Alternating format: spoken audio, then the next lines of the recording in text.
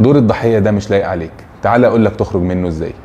في الحقيقة اوقات كتير بعد الابتلاءات والصدمات الواحد بيوقع نفسه في دور الضحية وبيلاقي مبررات وحجج واسباب لان اللي حصل له ده ما كانش بايده وكان بسبب الاخرين. رغم ان ممكن يكون في جزء من الصحة، ولكن اوقات كتير بنميل للنقطة دي علشان نحمي نفسنا ونبرر الغلط اللي حصل او الابتلاء اللي حصل.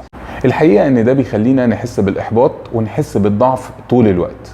طب ازاي احرر نفسي من دور الضحية؟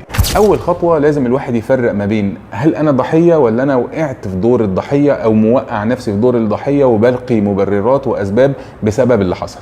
تاني خطوة لازم اعرف ان دور الضحية ده ما بقاش لايق عليا خلاص، وده مأثر على حياتي، ولازم ابدأ اتحمل المسؤولية، مسؤولية حياتي ومسؤولية الوضع اللي انا فيه.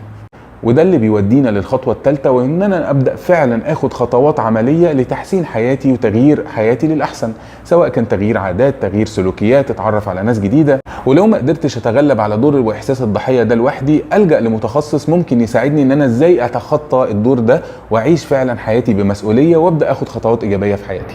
لو لسه مش عارف تخرج من دور الضحية، ابعت لي رسالة وان شاء الله نبدأ رحلتنا للخروج من دور الضحية، ومن خروج من دور ما بقاش لايق عليك ومش مقاسك، وتعيش الحياة اللي تستحقها.